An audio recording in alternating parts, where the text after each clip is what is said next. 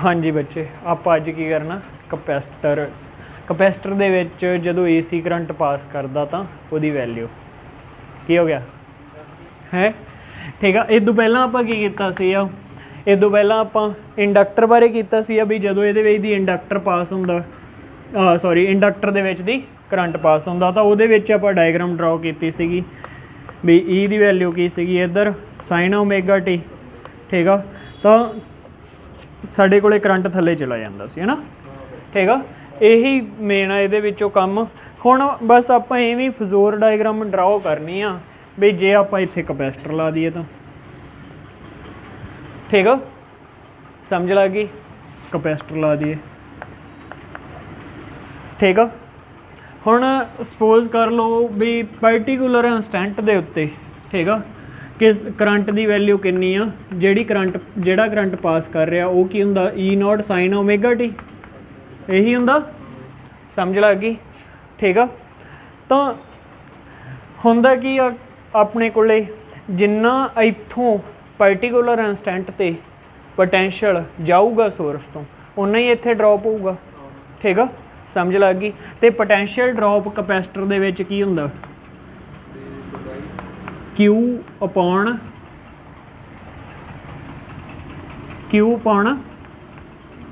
E0। एक minute, Q is equal to CV, Q upon C। ठीक है, V is equal to Q upon C। ठीक है, C हुंदा जी कैपेसिटेंस। ठीक है, C हुंदा कैपेसिटेंस। ठीक है, आपां ऐ कीता सीगा, देखो भाई कैपेसिटेंस हुंदा की आ, कैपेसिटेंस हुंदा भी जद आह जिहड़ियां पैरल प्लेट्स हुंदियां इहदे उत्ते वध तो वध चार्ज की वैल्यू किन्नी क स्टोर की जा सकती है। हुण जदों इत्थों इलैक्ट्रॉन मूव करनगे ये प्लेट के उत्ते स्टोर होने लग जाएंगे। ठीक है, वो जिन्ना इत्थे पोटेंशियल हुंदा ठीक है वो डायरैक्टली प्रपोर्शनल हुंदा साडे चार्ज दे, पोटेंशियल डायरैक्टली प्रपोर्शनल हुंदा साडे चार्ज स्टोर दे। ठीक है, समझ लग गई। तो चार्ज डायरैक्टली प्रपोर्शनल ये हो गया, ऐं भी लिख सकते हैं प्रपोर्शनलिटी का जो साइन कटते हैं सी उवें उवें चार्ज स्टोर हो ही जाऊगा उहदे उत्ते। ठीक है, समझ लग गई। ठीक है, ठीक है, तो हुण सपोज कर लो ई किसी पर्टिकुलर इंस्टेंट के उत्ते साडे सोर्स तो EMF जा रही है। ठीक है, तो इत्थे ड्रॉप कितना हुंदा, ड्रॉप Q अपॉन C हुंदा जी। क्लीयर है जी, समझ लग गई। तो Q आप उधर ले जाइए तो Q इज इक्वल टू की बन जू E इंटू C। ठीक है, सानू पता एक E की हुंदा पर्टिकुलर इंस्टेंट के उत्ते। ठीक है, तो E हुण इहदी वैल्यू पुट कर सकते हैं E0 sin ओमेगा टी हुंदी है जी। ठीक है, इत्थे फिर तुसी EMF की वैल्यू ही कंसिडर करो। ठीक है, समझ लग गई। ठीक है, जे हुण इन्हां नूं दोवें पासे टाइम दे विद रिस्पैक्ट टू डेरीवेटिव कर दिए। ठीक है, दोवें पासे डिफरेंशिएट कर दिए टाइम दे with respect to, differentiate with respect to time.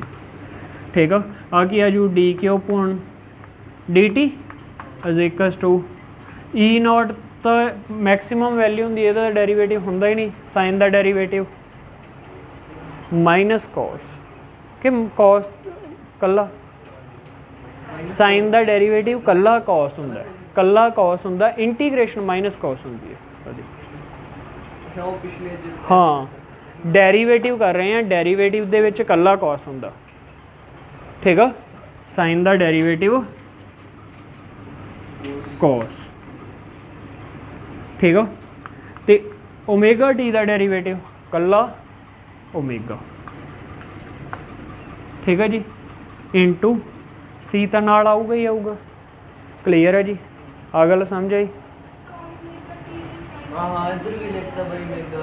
ठीक है, देखो जी आप डेरीवेटिव ये चेन रूल लगता होंगे, चेन रूल आउंदा होंदा मैथ दे विच। ठीक है, भी जदों फंक्शन दे विच डेरीवेटिव करना होंदा आ सारे फंक्शन का पहला डेरीवेटिव फिर ये अंदरले फंक्शन का भी डेरीवेटिव, ये भी एक फंक्शन होंदा। तो जदों ओमेगा टी का डेरीवेटिव करांगे कल्ला ओमेगा आउंदा हुंदा, ठीक है। इंटीग्रेशन च ये पार्ट डिवाइड च जांदा हुंदा, इंटीग्रेशन च ये पार्ट डिवाइड च इत्थे मल्टीप्लाई च जांदा हुंदा जी, ठीक है। समझ आ गई जी, क्लीयर, ठीक। तो D Q upon D T की हुंदा साडे कोले, D T D Q upon D T current नहीं हुंदा, ठीक है। क्यू की सीगा पार्टिकुलर इंस्टेंट ते जिन्ना चार्ज पास हो रहा सी, जिन्ना चार्ज दी वैल्यू चेंज हुंदी है टाइम दे विद रिस्पैक्ट टू की हुंदा पार्टिकुलर इंस्टेंट ते करंट, क्लीयर, हाँ ठीक है, समझ लग गई, क्लीयर। तो आ मूरे करके लिख ला,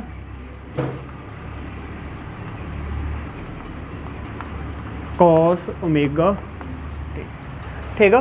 हुण इनू मैं की लिख सकदा, इनू मैं आए करके लिख सकदा 1 upon omega C cos omega t, आ गल समझे। आ डिवाइड नीचे लिखता क्योंकि जे इनू रेसिप्रोकल करांगे तो उत्थे बन जू। देखो जी इस चीज़ नू असी कैपेसिटर दा रिएक्टेंस कह दिंदे आ, कैपेसिटर दा रजिस्टेंस। पहलां आपां इंडक्टर दा रजिस्टेंस कढ़िया सी ना, ठीक है। हुण ये कैपेसिटर दा रिएक्टेंस आउंदा हुंदा, इहनू की लिखांगे एक्स सी, वो किहदे इक्वल टू हुंदा 1 अपॉन ओमेगा सी, याद रखनी है इहदी वैल्यू भी। ते एक्स एल की कढ़िया सी, वो कल्ला ओमेगा एल सी, वो डिवाइड च नहीं सी, ठीक है। समझ लग गई। ये की बन गया रिएक्टेंस, रजिस्टेंस मीनस, ठीक है।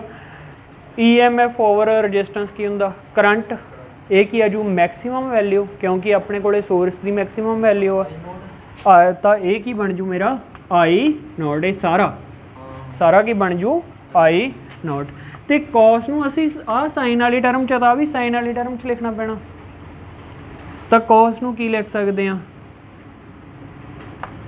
साइन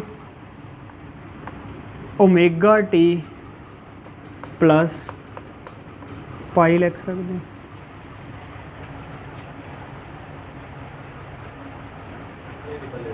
ठीक है। ये वो आफ्टर स्कूल टू कॉलेज वाला कंसैप्ट +1 दे विच इहदे विच सी ट्रिगनोमैंट्री दे विच, ठीक है। ट्रिगनोमैंट्री दे विच देखो भाई इत्थे यही है ना, देखो मैं तुहानू कल भी दस्सिया सी भी असी की है साइन थीटा नू की लिख सकते हैं कॉस 90 माइनस थीटा लिख सकते हैं, ठीक है। कॉस थीटा नू की लिख सकते हैं साइन 90 माइनस थीटा लिख सकते हैं, पक्का दोवें इक्को ही होंगे जी, इक्को ही गल होंगी है, ठीक है। ये कल ये माइनस च ही नहीं है, प्लस च भी लिखा जा सकते हैं, ठीक है। तो आप इनू प्लस च लिखेंगे, ठीक है। तो आप ये अकॉर्डिंग देखना होंगे भी अगे ये अकॉर्डिंग फेज डिफरेंस कितना होगा, ठीक है। समझ लग गई, ये अकॉर्डिंग फेज डिफरेंस कितना होगा। हुण देखो बई करंट की वैल्यू मेरे को आ बन गई, सॉरी आ आई नॉट सी, करंट की वैल्यू की होगी ये होगी, EMF की वैल्यू ये होगी, इन्हां दे विच फेज डिफरेंस किन्ने दा आ रहा प्लस पाई बाय 2 दा, प्लस पाई बाय 2 दा, ठीक है। 90 डिग्री का पाई 90 डिग्री होंदा जी, ठीक है। तो हुण मेरा करंट अगे जा रहा कि आ एक्स एक्सिस होगी, आ तो हाँ जी पाई 180 होंदा, पाई बाय 2 90, ठीक है। हाँ जी आ तो ई होगी। तो हुण मैं करंट नूं लाउणा होवे तां करंट कित्थे लाऊंगा, करंट नूं तां इहदे तो 90 अगे, इत्थों 90 डिग्री का एंगल बनाऊंगा तो आ बनू, आ मेरा की आ जू करंट, ठीक है। समझ आई जी, क्लीयर, ठीक है। हाँ इंडक्टर च थले सी, ये अगे हुंदा, ये लीड करदा करंट, लीड करदा अगे हुंदा ते उहदे विच करंट पिछे हुंदा जी, ठीक है जी।